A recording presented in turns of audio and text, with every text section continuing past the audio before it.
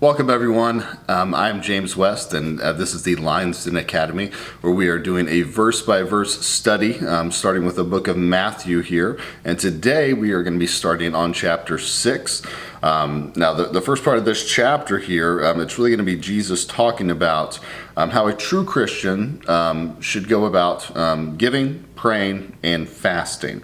And now these three things, they're key areas that the Jewish audience that he's speaking to at this time, they know that they're the key acts of holiness, and they're going to be things that they are wanting to do already, not to only be holy but also appear holy to others.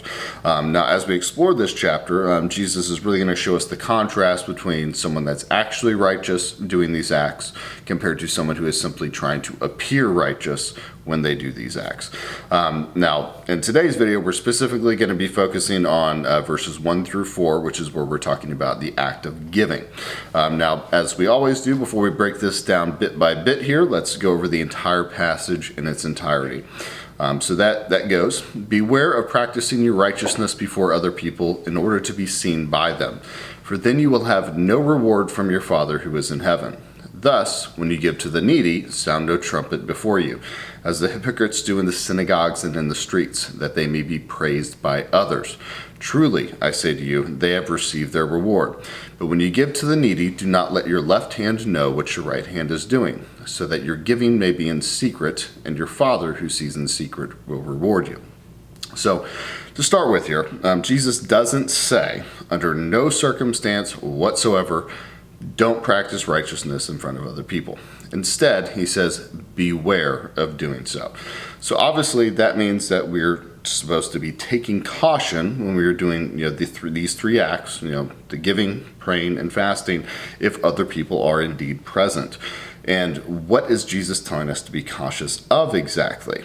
Well, like most of what Jesus has been really trying to get out throughout the entirety of the Sermon on the Mount so far, is that it's all about the heart. And Jesus is telling us, that we need to be cautious in making sure that we are having the proper heart when we are performing these righteous behaviors. So what is the motive of our heart, and what stirs our heart to action? Are we giving to be praised and honored among men, or are we giving because we actually care? We want to help other people that are in need if we can. Are we praying with religious fervor, when other people are present, and trying to play the part there? But if you're at home all alone and you DoorDash something, you tend to skip the prayer and just dig right in. And when you fast, are you doing it joyfully as a personal experience? That's something that's bringing you closer to God and pushing the world further away. Or do you find yourself bringing up your fast and how difficult it is, every chance that you get the opportunity, like a CrossFitter trying to tell people that they do CrossFit? So this is the core of what Jesus is getting at, doing things with a proper intention and proper heart, or rather that we should be doing them for God and not for man.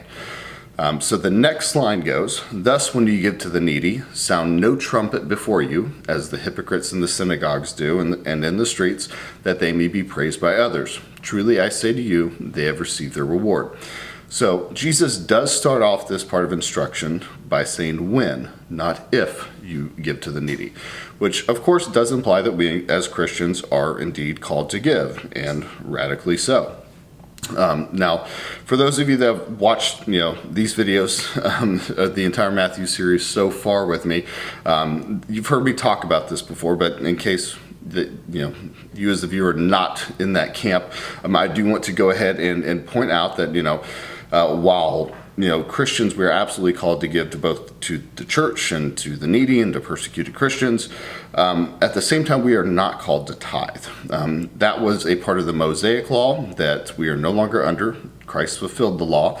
And then even before that fulfillment, according to scriptures, the tithe was something that was required of an Israelite, and it was something that was given to a Levitical priest. So that being said, as we've seen throughout the Sermon on the Mount, Jesus likes to particularly call out the scribes and Pharisees and how they have interpreted and handled the law, while still making sure that his teaching here does apply to all of us as well. So in regards to the Pharisees, they were certainly not giving in the way that Jesus is telling us that we should be giving here. Instead, they would perform elaborate displays and draw attention to themselves whenever they would be doing any of these three acts to include giving.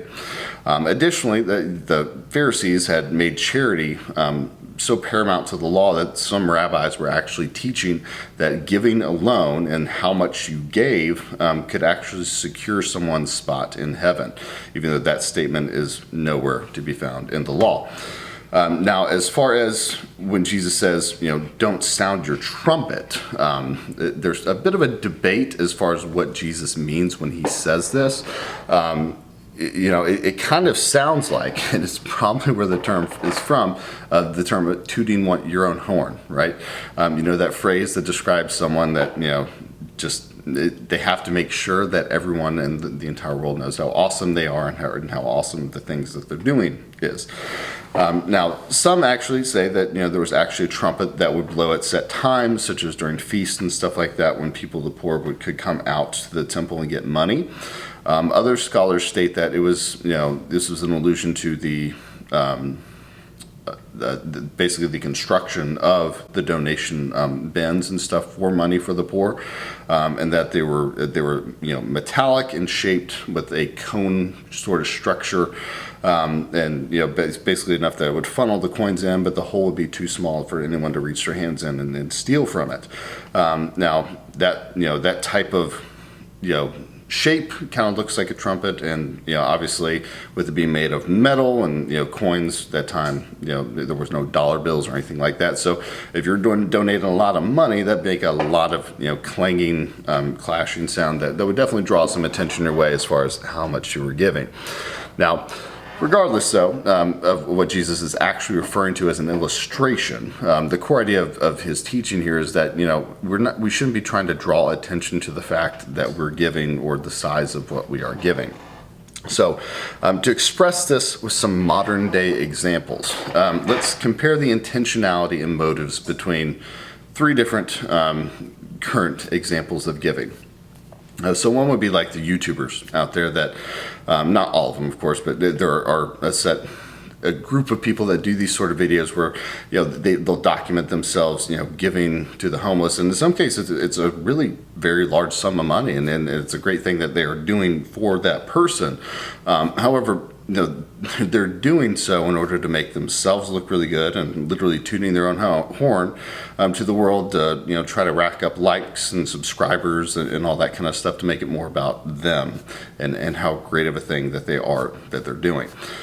The second example would be like the people that get dolled up and go to the charity balls and auctions that are more about parading to the world and to their friends and the people that they care about the opinions of.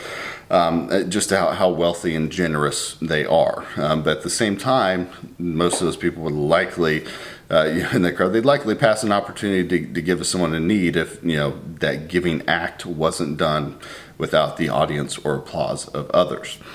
And then you can also compare this to like Denzel Washington. In 2004, he visited a Purple Heart ceremony in Fort Sam Houston in San Antonio. And then subsequently, he took a tour of a facility called the Fisher House, which was a place that provided no to low cost, and basically a home away from home for the military families who are there with their military spouse, or military father, mother, you name it, that's been injured in combat. And so basically they could be close to them while they're getting the treatment that they need. Well, during that time, this was, when, the major Iraq war and everything was going on. So it was very, very under over capacity, I should say. So, Denzel, he saw this and he felt moved to help. He ended up donating $1.5 million. But when he did so, he was like, hey, do not publicize this. I don't want anyone to know about it. And that, now obviously, when you give that kind of money for such a noble cause, I mean, people out there, and someone that's going to be involved in it is going to see it, and they're, of course, going to talk about it. But that wasn't his intention. He really was just truly giving because he cared. And that, of course, Out of all those examples, my man Denzel, he's really the only true one giving the way that Jesus is calling us to give here, which is not for human recognition, but being moved to help people when you're able to. So that being said, Jesus then says that they, meaning those that are giving for the intention of doing so, they have received their reward. So the question then is, well, what is that reward? Some people are suggesting that Jesus is simply being sarcastic here, saying that there simply is no reward. However, I think the better interpretation personally is that Jesus is simply saying that the reward that these hypocrites are getting is exactly what they were seeking, which is the approval of man. That's what they get. They're not getting the approval of God when they're doing it for the approval of man. Additionally, in regards to the word reward that's used here, Barclay actually says it would be better to translate it, they have received payment in full. The word that is used in the Greek here is the verb, and I'm not sure if I'm pronouncing this right, but apachin, which was the technical business and commercial word for having received payment in full. Now, unfortunately, the approval of man was exactly what many of the Jewish leaders were seeking after. John 12:43 makes this apparent when it tells us that they loved the glory that comes from man more than the glory that comes from God. Now, speaking on that point, churches in general should also use this passage here in regards to how they accept donations as well, to ensure that they are not encouraging the type of tooting your horn giving that Jesus is warning us against here. For one, the amounts that people give should remain confidential, not only to encourage, not only to not encourage the people-pleasing giving, but then also to encourage the fact that no one would be treated differently by the pastors or church staff or anything like that based on how much or how little they have given. Additionally, I would encourage churches also to stop passing the plate for donations, since doing so radically encourages the behavior that Jesus is telling us to avoid here. It also makes it so that those that are maybe newcomers, or maybe if they're struggling financially, they might feel guilty for not being able to contribute at all, or maybe only $1 or $2 when the person next to them just threw in a couple $100. It's going to weigh them down with guilt when they're not actually able to give more. Not only that, but these days there's multiple ways that you can use technology to accept donations, whether that's through an app, a website, even through a text. And considering that most people don't even carry cash these days, you're probably missing out on donations that people would have otherwise given you if you had simply used a method that was convenient for them. Additionally, passing the plate, that's a good 5-10 minutes that could otherwise be spent on sharing even more of God's word as well. Now, stepping off my soapbox from that tangent there, I do want us to quickly look back at a couple verses to a fairly recent study that we did in Matthew 5:16, because when we compare what Jesus had just told us then in that passage, it can appear to contradict today's passage. And while it doesn't actually contradict it, I do just want to bring it up to show that, one, that it's not a contradiction, but then also just to make sure that there's no confusion as far as the difference of what he is teaching in these. So in Matthew 5:16, if you remember, Jesus says, "Let your light shine before others so that they may see your good works and give glory to your Father in heaven." Now, it might seem here that giving publicly and making sure that others saw that good deed would be something that would be encouraged by the statement that Jesus is making here. However, that isn't the case, since what Jesus is really talking about, like I've said, it's about motivation. And in today's passage, he called the people that would toot their own horn when they gave as hypocrites, which comes from the Greek word that means that they're actors, in that they're simply trying to play or portray the image of someone that is righteous. Now, when Jesus says in Matthew 5:16, that they may see your good works and give glory to your Father in heaven, that implies that the works are actually good. Now, while of course we are, saved by faith and not by works, the changed heart of being saved does lead us to produce good works, or as it's also described in the Bible as good fruit. And Jesus will tell us later in Matthew 7:16-18, you will recognize them by their fruits. Are grapes gathered from thorn bushes? Are figs from thistles? So every healthy tree bears good fruit, but the diseased tree bears bad fruit. A healthy tree cannot bear bad fruit, nor can a diseased tree bear good fruit. So the works that the hypocrites were doing were in fact not good works that would give glory to your Father in heaven. Instead, they were bad works or bad fruit designed to give glory to the giver. Now, I do want to point out that it's not necessarily wrong to give in public way. For example, we shouldn't use the fact that someone else might see us as giving as a reason for, to avoid giving, right? And thinking that we have to be giving ninjas to ensure that our face is never seen when we, bless someone with some money. However, the question really comes down to our motivation, like I've been saying over and over about this, because this is really the core of the teaching. Are we giving for the glory of God, or is it out of the changed heart that is moved to compassion to help those in need? So the last bit of scripture for today goes, but when you give to the needy, do not let your left hand know what your right hand is doing, so that your giving may be in secret, and your Father who sees in secret will reward you. Now, obviously, there is no actual way for one appendage of yours to not know what the other is doing. And Jesus is simply using hyperbole here. It's not like we need to slip a glove over our left hand and obscure it from seeing what the right hand is making a donation, or vice versa. Ultimately, the type of giving that Jesus is explaining here is the opposite type that the hypocrites were doing, that he was speaking of earlier. Instead of making sure that everyone sees you giving, you're just simply trying to make the giving as secret as possible. No, I will say a quick note on this that I would personally recommend, though, is that the Bible tells us that when the husband and wife get married, that they become one flesh. And as we were just talking about your left hand not knowing what your right hand is doing, you might kind of know where I'm going with this. While you should be giving without anyone, or without trying to make a big deal of it, or without trying to draw a crowd out of it, you and your spouse should absolutely set a limit on how much each of you can give before it's something that you both agree upon together. And based on your current financial situation, that might be $10, might be $100, might be $1,000. But while we are called to give, Paul even tells us, in 2 Corinthians, that we shouldn't give to the point of being burdened, right? And making sure that you and your wife are on the same page when it comes to giving and what money is going where is kind of key to that, because you don't want to be in a situation where you felt moved to give, and so you gave thousands of dollars, and then your wife felt moved to give this a different cause, and she gave thousands of dollars, and then now you don't have enough money to cover the mortgage. So it's all about being in sync in order to make sure that you are not burdened yourself as a cohesive family unit there.